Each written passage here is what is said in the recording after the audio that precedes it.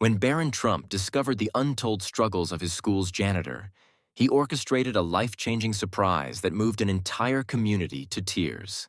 A school janitor's humble resilience inspired Barron Trump, but no one could have predicted the life-changing gift he was about to give. What happened next moved an entire community to tears. The morning sunlight streamed through the tall windows of Oxbridge Academy, bathing the polished floors in a soft golden glow. Samuel Sam Carter, the school's janitor for over 20 years, pushed his cart of cleaning supplies down the hallway, his worn boots squeaking softly against the waxed floors. At 57, his body bore the signs of years of hard physical labor.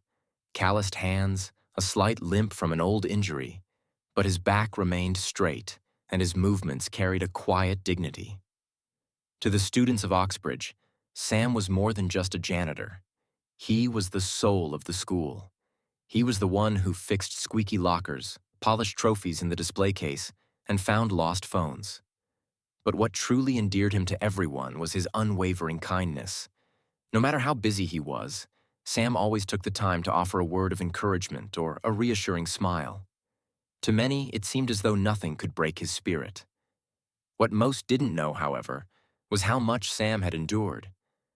A decade ago, Sam had faced the darkest period of his life. His wife, Clara, had passed away unexpectedly, leaving him to raise their two children, Ella and Max, on his own. The loss had been devastating, but the financial strain that followed was equally crushing.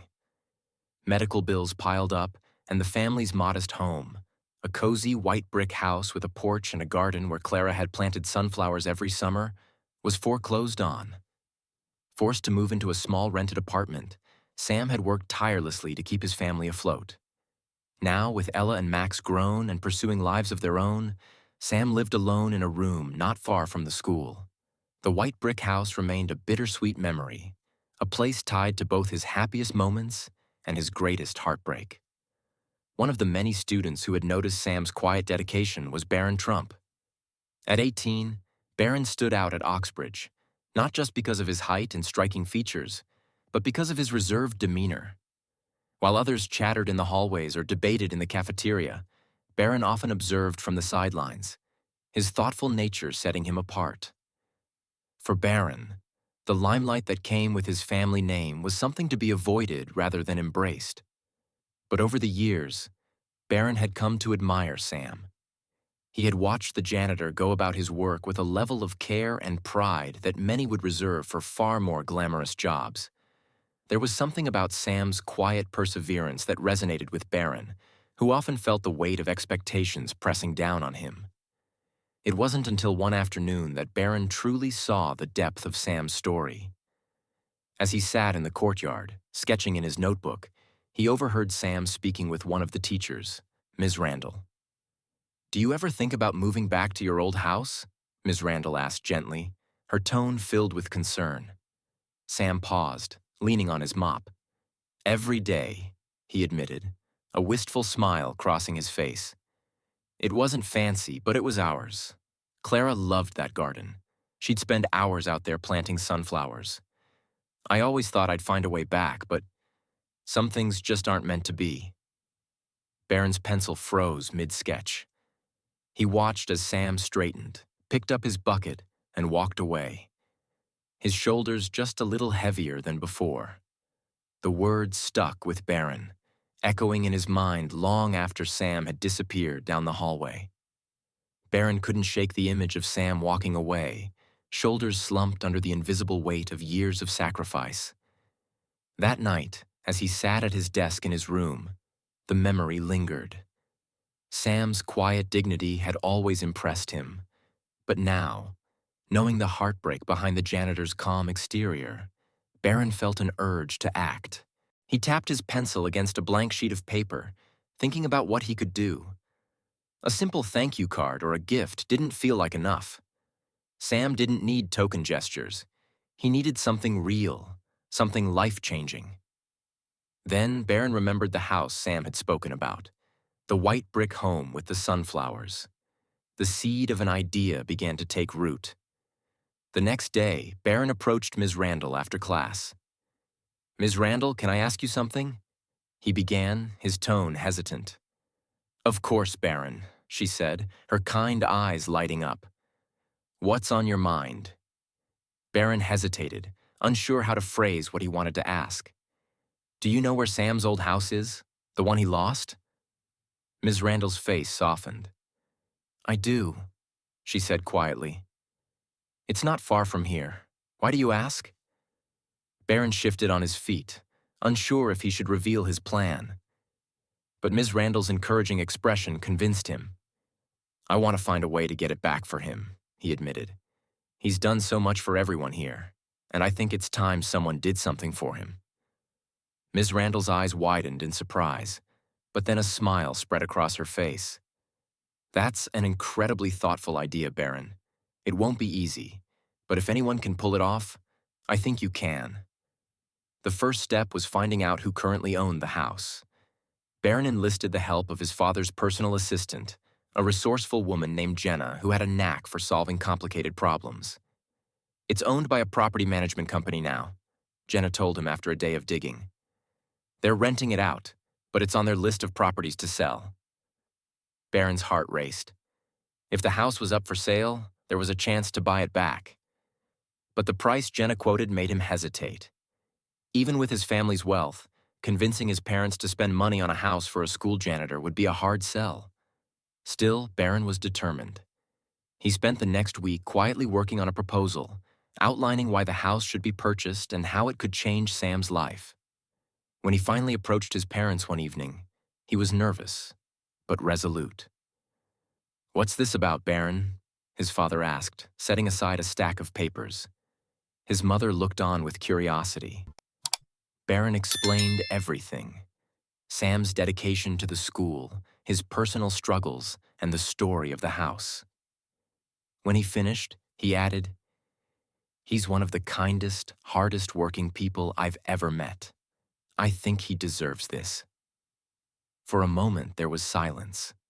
Then his father leaned back in his chair, studying Barron with an unreadable expression. You're asking us to spend a significant amount of money on this, he said slowly. What makes you so sure it's worth it? Barron met his father's gaze, his voice steady. Because kindness matters, and because sometimes the best way to show gratitude is to give someone back what they've lost. His father raised an eyebrow, but his mother smiled. I think it's a beautiful idea, she said. What about using your trust fund for this, Barron? It would show you're invested in this cause, not just asking us to do it for you. Barron nodded without hesitation. That's exactly what I want to do.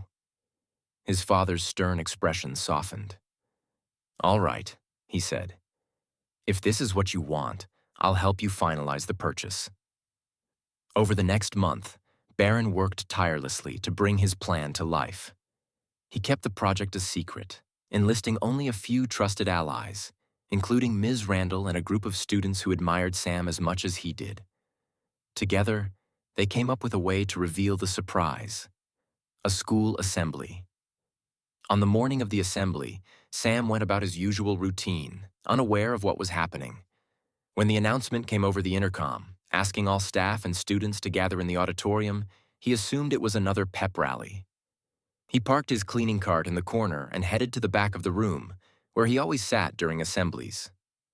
The principal began the event with the usual updates and acknowledgments. But then she paused, her tone shifting.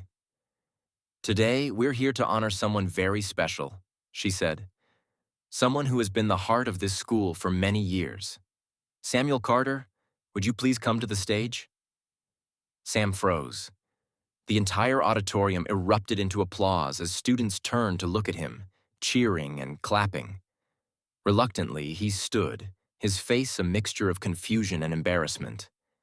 He made his way to the stage, his steps hesitant. When he reached the podium, the principal smiled warmly. Sam, your kindness and dedication have touched countless lives here at Oxbridge. Today, we want to show you how much you mean to all of us. She gestured to Barron, who stepped forward holding a small box.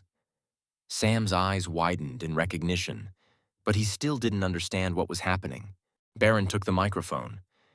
"Mr. Carter, you've done so much for this school and for everyone in it. We know about the sacrifices you've made, and we wanted to do something to say thank you." He opened the box and held up a single key. "This is the key to your old house," Barron said, his voice steady but filled with emotion. "It's yours again." For a moment, Sam didn't move. The room fell silent as he stared at the key in Barron's hand, his expression one of disbelief. When the realization sank in, his eyes filled with tears. "You got my house back?" he whispered, his voice trembling. Barron nodded. "We all did. Everyone here wanted to make this happen for you." The auditorium erupted into cheers and applause, but Sam barely noticed. He reached out, taking the key with shaking hands, and looked at Barron with an expression of overwhelming gratitude. "Thank you," he said, his voice breaking. "Thank you so much." As the crowd celebrated, Sam wiped his tears, his mind racing with memories of the white brick house, the garden, and the life he thought he had lost forever. For the first time in years, he felt like he was truly home. Sam stood motionless, the cold key trembling in his hand, as the significance of the moment overwhelmed him. The house wasn't just bricks and mortar. It was the memory of his wife, the place where his children had taken their first steps, the safe haven that had been cruelly taken from him. And now, against all odds, it had been returned. The crowd watched in silence, many with tears in their eyes, as Sam finally stepped forward. His fingers brushed the polished wood of the door, and with a trembling hand, he inserted the key into the lock. The door creaked softly as it swung open, revealing the familiar interior that had been both a dream and a memory for so long. Sam turned to face Barron, his voice choked with emotion. "I don't know how to thank you for this. This is everything." Barron gave him a small smile, his calm demeanor unshaken despite the weight of the moment. "You've done so much for all of us, Sam. This is just a way of giving back." The crowd behind them began to clap softly, the sound building as more joined in. Sam's children rushed forward, their youthful exuberance breaking the solemnity of the moment. They ran into the house, their laughter echoing as they explored the rooms that had once been their home. "This place needs some cleaning up," Sam said, his voice wavering but with a hint of humor breaking through. "But it's ours again." Barron placed a hand on Sam's shoulder. "It's more than that. This is a fresh start. No more worrying about banks or where you'll go next. You and your family can finally breathe." Sam nodded, unable to find the words to fully express his gratitude. He pulled Barron into a hug, the gesture raw and unplanned. The crowd erupted into cheers, their applause a resounding show of unity and support. Over the following weeks, the transformation of the house mirrored the transformation in Sam's life. Neighbors came together to help repaint and repair the home. Old friends returned with warm meals and offers of assistance. Even students from the academy volunteered to plant flowers in the garden or carry furniture inside. The story of Sam's house and Barron's generosity quickly spread beyond the community. News outlets picked up on the tale, highlighting it as a rare example of kindness and empathy in a time often dominated by division. Barron, however, shied away from the spotlight, refusing interviews and letting the focus remain on Sam and his family. For Sam, life felt renewed. The stability of having a home allowed him to focus on his children and their future. He even began teaching part-time at the local community center, sharing his skills and work ethic with young people who were eager to learn. One evening, as the sun dipped below the horizon, Sam stood on the porch of his restored home, watching his children play in the yard. The laughter and joy were no longer fleeting moments, but part of their everyday lives. He thought back to the day when everything had seemed lost, and how one young man's quiet act of kindness had changed everything.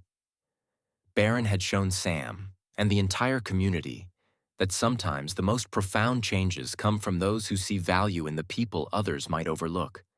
And in return, Sam vowed to pass on the gift of hope to others, proving that kindness has a way of rippling outward, touching lives in ways no one can predict.